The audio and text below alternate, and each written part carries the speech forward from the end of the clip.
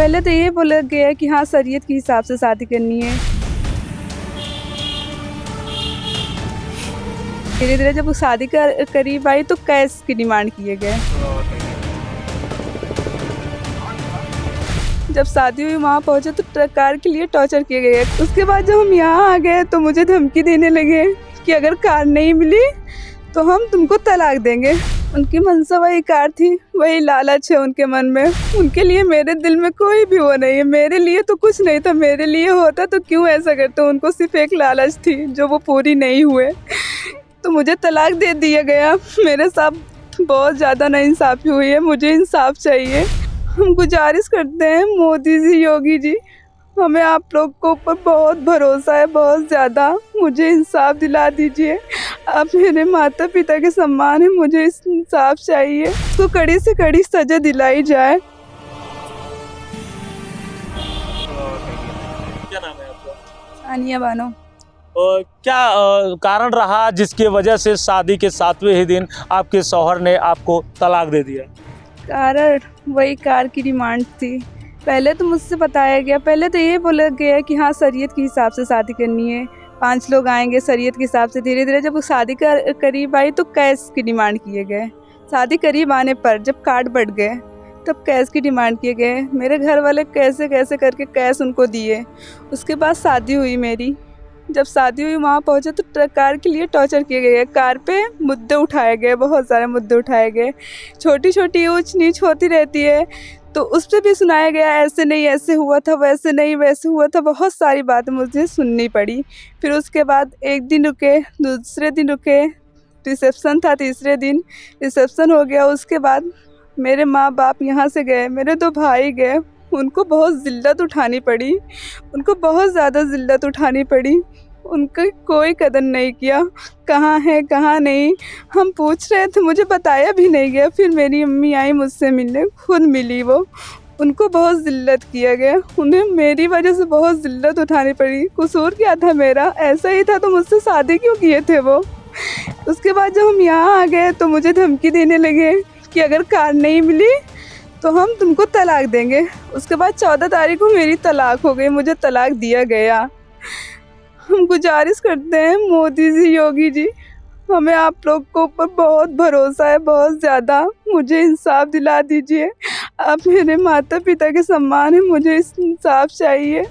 मुझे बहुत यकीन है, बहुत भरोसा है, जैसा मेरे साथ हुआ वो किसी के साथ ना होने पाए, किसी के साथ नहीं। मुझे इंसाफ दिला दीजिए।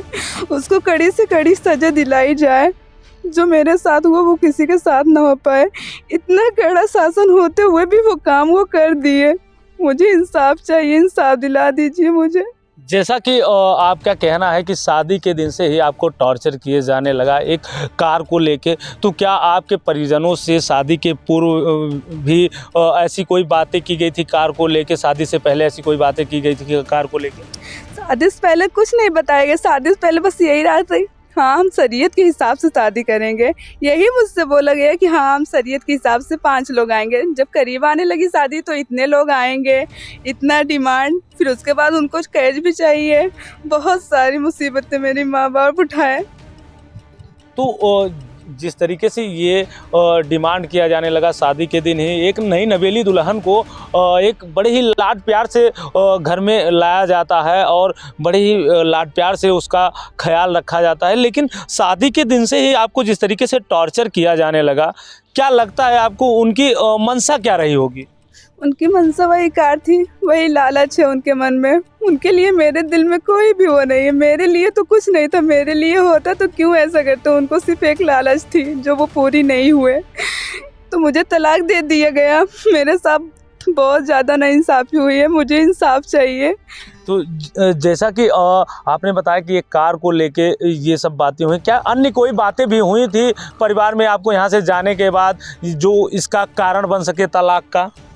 तलाक का वैसे तो मुझे कुछ समझ में नहीं आया, क्योंकि जो बातें है वो सामने तो की नहीं जाती। जो बातें होती है वो सामने की नहीं जाती। इधर उधर से मैंने कुछ ना कुछ तो सुन लेता है। वो सब कुछ नहीं हुआ, बस मुझे तलाक दी गई। मेरे साथ बहुत नाइंसाफ़ी हुई। जिस तरीके से आप मान रही हैं कि मोदी जी और योगी जी द्वारा आपको इंसाफ दिलाया जाएगा, तो क्या लगता है कि मोदी जी और योगी जी आपको इंसाफ दिलाएंगे? मुझे पूरा भरोसा, पूरा यकीन है अपनी सरकार पे, मोदी जी पे, योगी जी पे। मुझे इंसाफ मिलना चाहिए, वो मुझे दिलाएंगे। मुझे पूरा यकीन और भरोसा है, वो मुझे इंसाफ दिलाएंगे। जैसे कि मोदी जी ने जब 3 तलाक कानून लागू किया था, तो उसके बाद जो मुस्लिम समुदाय के लोग हैं उन्होंने हंगामा भी काटा था और इसका विरोध भी किया था। तो ऐसे में क्या लगता है मोदी जी ने जो ये 3 तलाक कानून लागू किया है, इसमें जो मुस्लिम समुदाय की बेटियां हैं, जो मुस्लिम समुदाय की बहनें हैं, उनके लिए इसमें एक न्याय का रास्ता, उनके लिए एक इंसाफ का रास्ता खुला है? हाँ, है। तो मोदी जी का आप समर्थन करती हैं? हाँ, हम उनका समर्थन करते हैं। जैसे कि आपने मोदी जी से और योगी जी से न्याय की गुहार लगाई है, अगर आपके केस में जो आपके पति हैं, वो जो आपके ससुराल के लोग हैं, उनके ऊपर अगर कार्रवाई होती है, तो क्या आप मोदी जी और योगी जी का समर्थन करती हैं? हाँ, हम उनका समर्थन करते हैं। हमें उन पे पूरा भरोसा है, पूरा यकीन है। वो मुझे इंसाफ दिलवाएंगे। मुझे यकीन है, पूरा यकीन है। मुझे धमकी भी दी गई, उसके बाद तलाक दे दिए 14 तारीख को। तो क्या कारण रहा? कुछ बातचीत हुई या कुछ अन्य चीज़ों को लेके तलाक दिया गया, क्या कारण रहा? हम जब वहाँ पहुँचे अपने घर, वहाँ पहुँचे तो कार के मामले में होने लगी बहस, ऊंच नीच थोड़ा होता रहता है हर जगह, और तरह तरह की बातें मुझको सुनाई गई। बहुत सारी बात सुनने में आया, मुझे सुनाई दी। उसके बाद कार के लिए बोलने लगे। एक दिन लिए, दूसरे दिन रिसेप्शन हुआ, उसके बाद फिर से कार के लिए बोले। हम आए, फिर कॉल भी किया गया। ना देने पे मुझे धमकी दी गई कि हाँ, अगर ना कार ना मिली तो हम आपको तलाक दे देंगे। तो उसके बाद 14 तारीख को मुझे तलाक दे दिए। तो आपके परिजनों ने या आपने जो आपके शौहर थे, जो आपके पति थे, उनके परिवार के लोगों से बातचीत की? नहीं, वो लोग कोई भी मुझसे बात नहीं किए। मतलब बात करने के लिए कोई तैयार नहीं है आपसे? नहीं, कोई नहीं क्या तैयार। कहना है उनका?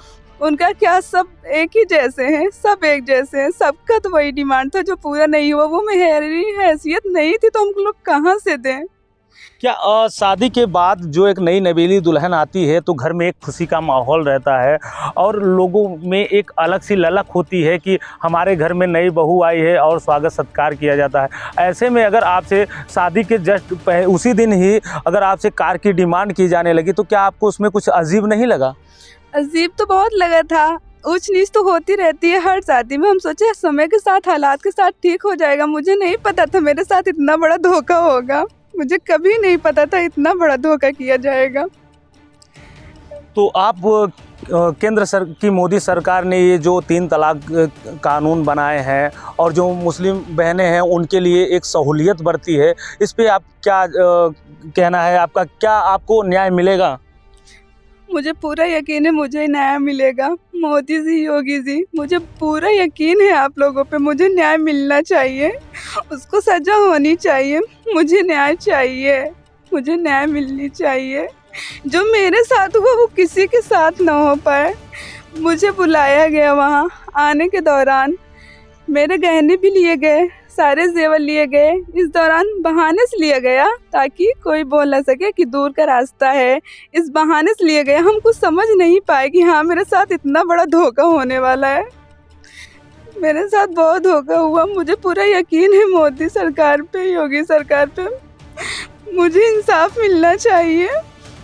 क्या लगता है आपको कि जिस तरीके से आपके गहने ले लिए गए या और जो आपके सामान थे, दूर का रास्ता बता के जो लिया गया, तो क्या लगता है कि क्या ये षड्यंत्र जो है आपको तलाक देने का पहले से ही रचा गया था? हाँ, हमको तो लगता है ये षड्यंत्र पहले से था, बस हम समझ नहीं पाए। इतनी समझ होती तो हम क्यों जाते वहाँ। इतना ही था तो पहले ही शादी ना करते। मुझसे क्यों शादी की है?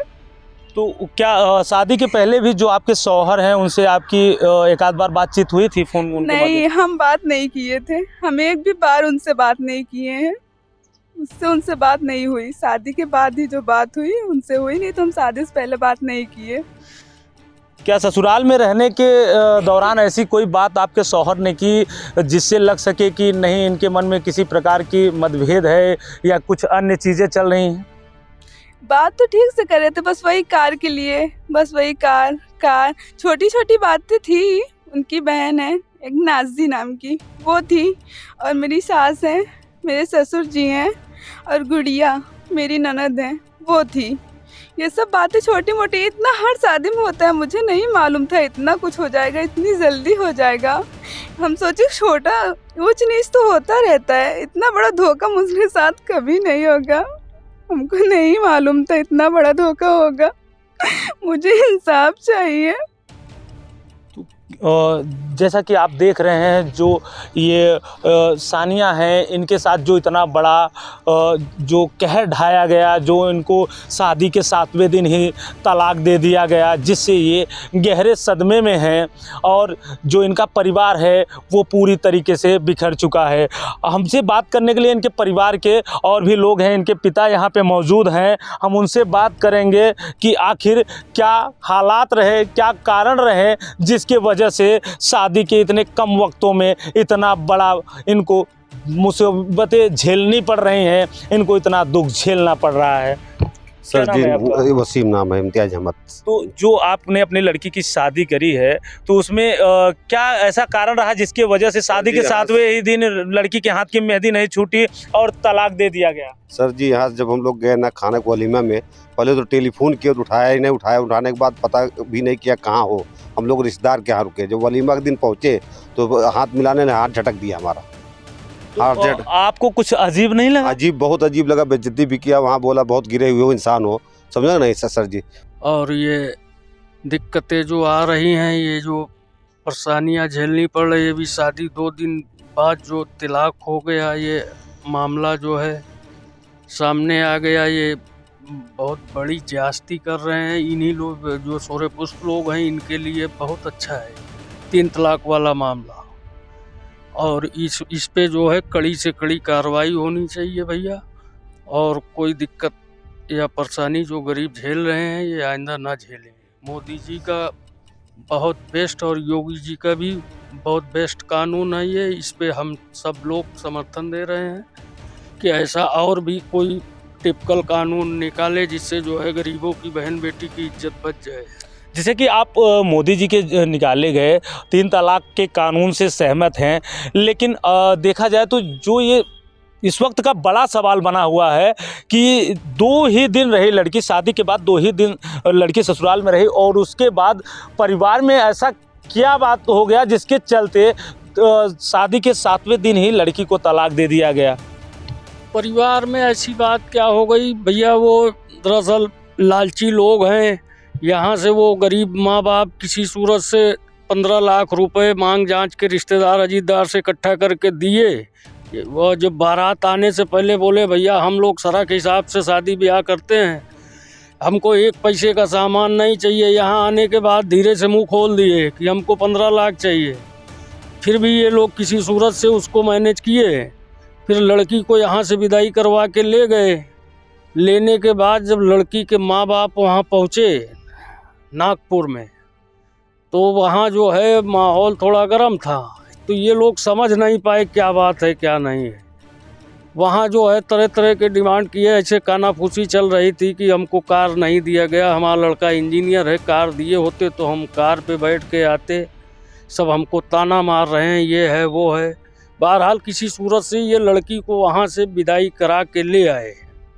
ले आने के बाद जो है रात में ही जो है फ़ोन करके इनका हस्बैंड जो सानिया का वो शोएब, वो जो है इनको तलाक दे रहा था। तो ये लड़की ने फ़ोन काट दिया। फिर वॉइस मैसेज के ज़रिए 3 बार तलाक लिख के वो मैसेज कर दिया।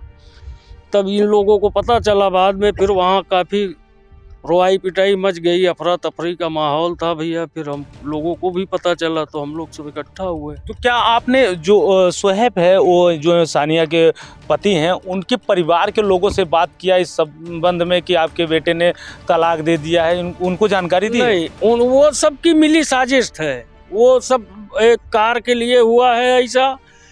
आइंदा किसी की बहन बेटी कार के लिए न छूट जाए भैया। मोदी जी का ये कानून बहुत अच्छा है, बहुत हम इससे खुश हैं, हम इससे सहमत भी हैं।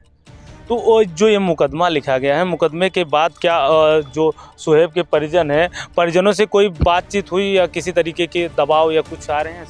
नहीं, हमारी कोई बात नहीं हुई। वो सानिया के पास फ़ोन आ रहा था, तरह तरह की धमकी चमकी दी जा रही थी कि मुकदमा हटा लो, नहीं तो बहुत बुरा होगा। ये है दुनिया भर का 13 तूफान, तो वो फ़ोन अपना बंद कर ली।